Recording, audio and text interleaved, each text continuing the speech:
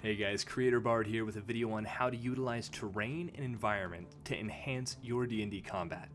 In the last video we talked about speeding up gameplay, speeding up combat specifically, and making sure it doesn't turn into this draggy slogfest of math rocks. In this video we're actually going to be talking about enhancing your game by taking things like terrain and environment, utilizing them in special and unique ways. That's going to help enhance the immersion for you and your players. It's going to give strategic depth to your battles, and it's going to help you balance some encounters that may be too easy or a little too difficult. And then we're going to give you some ways to do it in a way that keeps combat fun and exciting, immerses your players, and keeps everyone engaged. Because combat can be fun. It can be incredibly climactic and epic. But if you're not utilizing terrain and environment, if you're not giving your players those areas to engage, then it can often feel stale. And that's when we get to that point of slog. So today, we're going to break down these elements of terrain and environment. We're going to teach you how to utilize them in your game to make sure combat stays fun for everyone. Before we go any further, I'm going to have to ask, if you haven't watched the first video on combat that I did on zone combat, it's a variant style of combat. You're definitely going to need that groundwork before getting into this, because there are some things toward the end of the video that I'm going to reference that I won't have time to explain. So please go watch that video. I'll have it here in one of the corners, hopefully. If you are following from that video, or you know me from anywhere else on the interwebs, you understand that I'm a massive fan of narrative. I'm a huge proponent of narrative-driven combat specifically, and I'm insanely big advocate for immersion in the narrative. And so that's the first thing that I'm going to say about terrain and environmental concerns, is that when you begin to utilize them, it will help yourself and your players become immersed in the world that you've created. And I say that, hear what I'm saying, it is not only for your players, it is for you too, because DMs, GMs, storytellers, whatever you are, if you're running combat, you need the immersion as well. Especially when you have that many mechanical things going on in your brain, you need the reminders to step back into the world and visualize yourself or your monsters or whatever within that space. This is going to help especially the narrative-minded players that really want those opportunities to take narrative control and tell the cool things they're doing during combat, how they climb up on the thing or duck under this, hide behind that, teleport across this so that enemies have difficult terrain trying to get to them. All of these creative things. It is going to really help people immerse themselves and interact in meaningful ways with the battlefield that you've laid before them and the game world as a whole. But it's not only going to help your narrative-minded players, this is going to help your strategy-driven players as well, because you're going to offer new aspects of the terrain, of the environment, of the weather, of whatever. That's going to force them to think outside of their own box, to come up with new strategies, which they love doing. It's going to offer them new challenges and new opportunities to think creatively, because the strategy-minded players will come up with a couple things that work typically, and then they will kind of abide by those pre-written strategies no matter where they are. They have a couple of them that they just go to. When you begin inserting new aspects to this environment, it's going to shake things up. It's going to force them to go off from their pre-written box strategies, and it's going to allow them to think creatively, to come up with new things on the fly. It's going to challenge them, which again, strategy-driven players love challenges, and it's going to create some amazing moments in game when those strategic thinkers have to think on the fly and do new things. It is epic. Trust me, I have some in my game, and when they have to think outside their own boxes, crazy, amazing things happen. Finally, it's going to help you to balance encounters. I don't want to talk too much about this one, and I won't really address it for most of the video, because it's up to you to decide how easy or difficult you want your encounters to be. And balance is weird. There's no one size fits all. But know moving forward, as you watch this, you can utilize these environmental effects, these concerns that can be addressed on the battlefield, to make easy encounters, even low-level monsters, seem more difficult and more challenging. And you can also use it to do the opposite, make high-level monsters quite a bit easier by utilizing the same effects against them, or really any number of things. Keep that in mind as we go through. I'm probably not going to pull it back out again, but know that these things greatly affect the balance of your game, and so should be used with discernment. Now let's get into a little bit more specifics about how to utilize various aspects of the environment. We'll start with terrain, because it's the most obvious and it's generally the most used. People tend to understand what I mean when I start talking about terrain. And in the terrain discussion, we've got natural terrain, urban terrain, and magical terrain. And I'm sure there are other types of terrain, other subsets, and ways to divide that up that you guys can think of. If you can, let me know. I'd love to discuss it further. But for right now, we'll just focus on some of these. For natural terrain, we've got things like forests, rivers, cliffs, caves, rocks, whether it's a dirt road or a stony road, whether you're in a field of corn or a field of tall grass or a field of short grass. All of these things can affect various aspects of the game.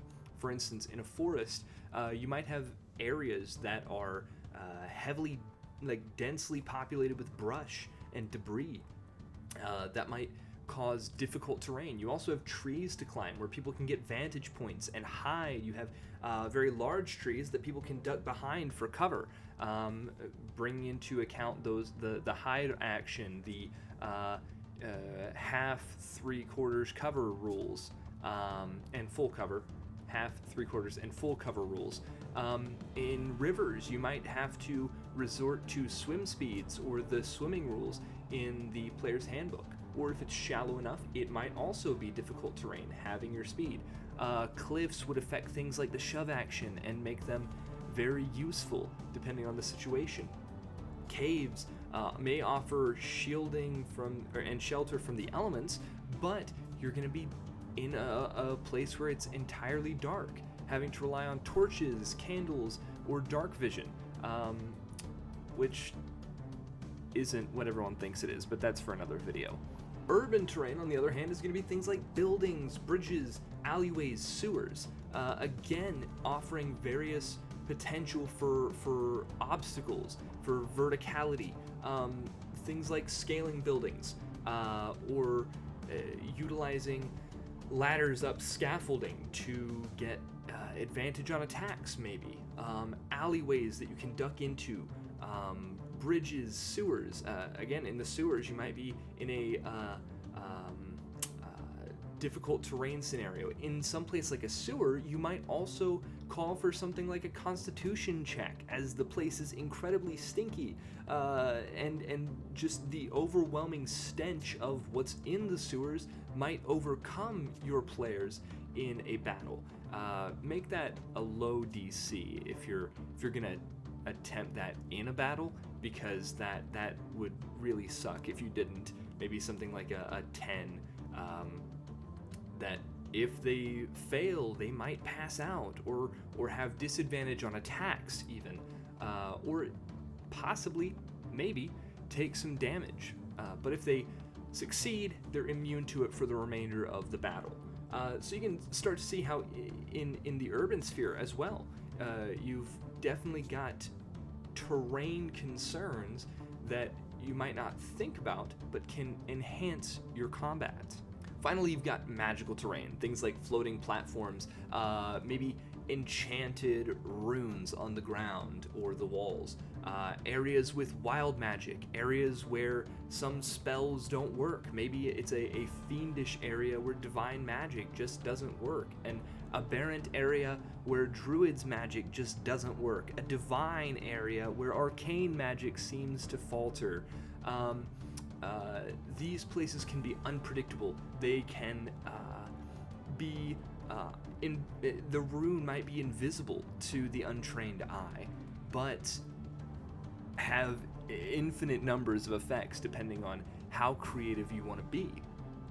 And all of these things, again, will affect various aspects of the game. Maybe utilizing Detect Magic would help see that invisible rune. Maybe taking that level in that couple of levels in Fighter becomes very useful because your cleric spells don't work. More than just the terrain, though, you also have environmental hazards. These are going to be things like traps, lava flow, quicksand, ice patches, a room that maybe closes and floods or drops sand down to try and suffocate you. No matter where you are, you can throw in environmental hazards. If you're in the lair of a dragon, if you're in an enchanted forest, if you're in a death trap dungeon created by an evil mage, all of these various areas where you might utilize terrain are also going to probably have environmental hazards. And you can use this in conjunction with various aspects of terrain, but you also don't have to. You definitely don't want to create an encounter that's going to be too difficult for the players. And if you try and utilize too many of these things at once, it might get to that point where it is too difficult for what your players actually can deal with. Keep that in mind when you're preparing for these encounters, when you're designing them, because these things are amazing and they can be crazy fun, but make sure you're not overusing them. One of these environmental hazards might be weather. Weather conditions can greatly affect the way that a battle plays out. If it's foggy, they might have disadvantage on perception checks and attack rolls because they can't see. It might be that granting, sort of half cover to the enemies. If you do that, make sure it goes both ways. Make sure that the enemies, unless they have some natural and or magical means of seeing through that fog, also have the same disadvantages imposed on them. Maybe it's raining. Maybe that rain also has with it lightning that every 3 rounds strikes a random place on the battlefield. Maybe there's snow, which makes difficult terrain. It makes every so often you have to complete a dexterity saving throw or fall prone, slipping on ice. This can impact visibility, movement, and sometimes even spell casting. There are infinite ways that you can use weather. These are just a few examples, but start to think about weather as a plot device, as a story point, and as an environmental hazard that you can use to enhance. Again, all of this is designed to enhance and serve the game for the fun of you and your players. Now, as we kind of begin to wrap this up, let's go into some specifics, really show you how to engage all of these various aspects of environment. We'll start with this map that I generated on Midjourney, just like the map in the last video. And we will just go through in the same order that we did to begin with. We'll go through, first talk about the terrain, then we'll talk about environmental hazards, weather and visibility, and any interactive elements that might change as things go on. So here we'll go ahead and split it up into our 3 zones. Again, if you didn't watch the video on zoned combat, please go back and watch that. You'll understand these zones a little bit better. But let's split this up into 3 zones. We've got, we'll say the gate there, we'll say the fray there, and the outskirts there. Alright, so here's the story. You and your band of adventurers have taken a quest to invade a ruin that has been overrun by bandits and reclaim it for the mayor of the town or the city, the king of the land, whatever scale you want this to be at.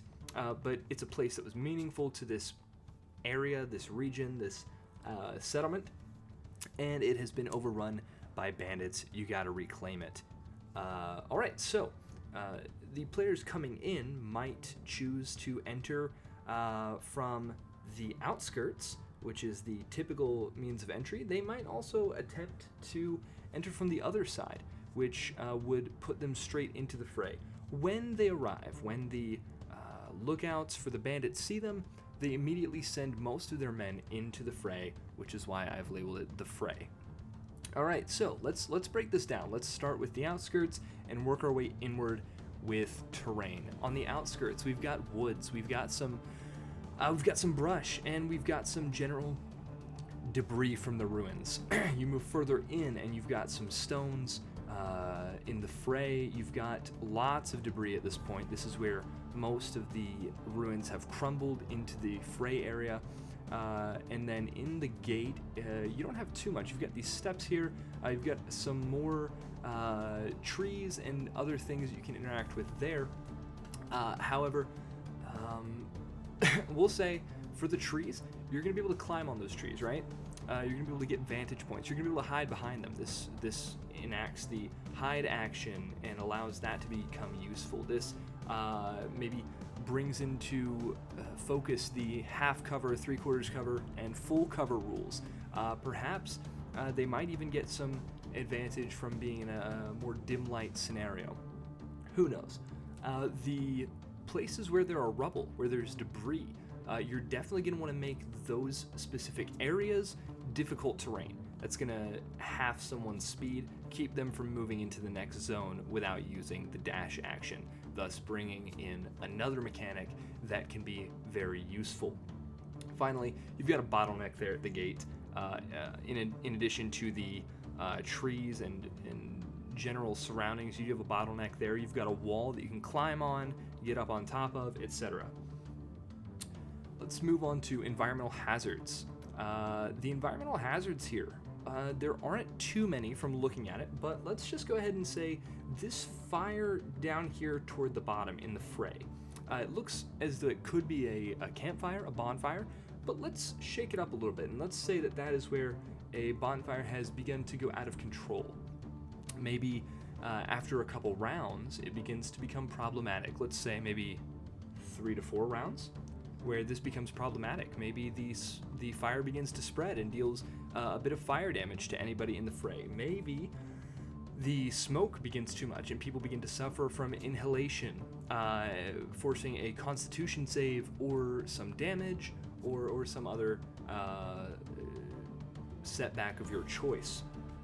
And that's really the only environmental hazard that I can really see there. Weather and visibility, there's not too much going on, but again, that smoke might be a point where it might contribute to visibility. If it gets too far, it might create a secondary objective, having to put out the fire. You don't have to use that, but it's an option.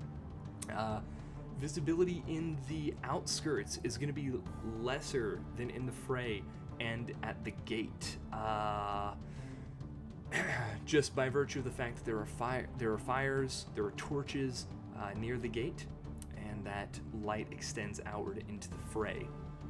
If you want to, you can make it raining, you can make it generally just dark, you can make it foggy, whatever you would like to do with this map, but I'm really just going to say it's mostly just the smoke and the flames that are contributing to visibility and weather at the moment.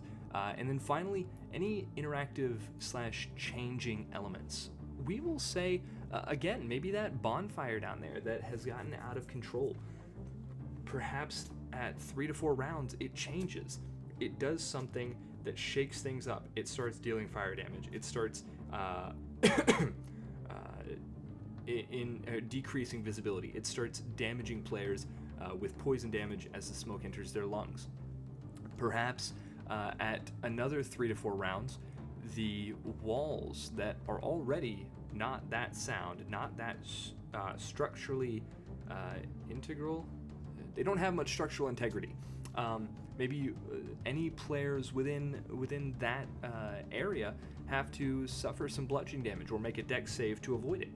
Perhaps as a final bit, it's not on the map, but just over the gate, perhaps the bandits were ready for an attack and had a vat of oil over top of it that within a couple of rounds they can pour out onto those steps and set a blaze to, making all of that Are there difficult terrain or damaging or both?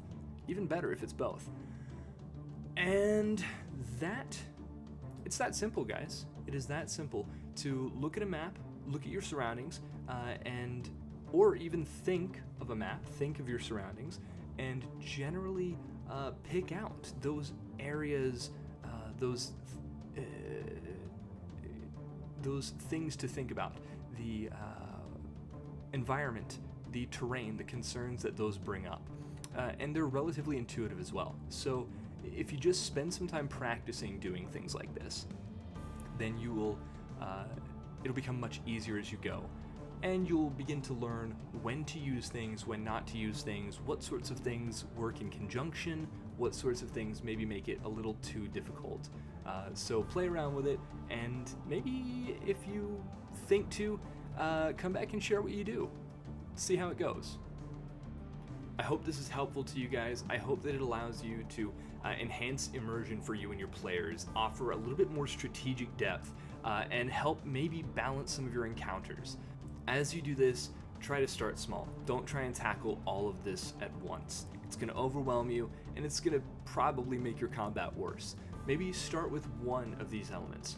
Work hard on introducing them slowly, and as you do, you'll get more comfortable figuring out which ones work well together and how many are too many.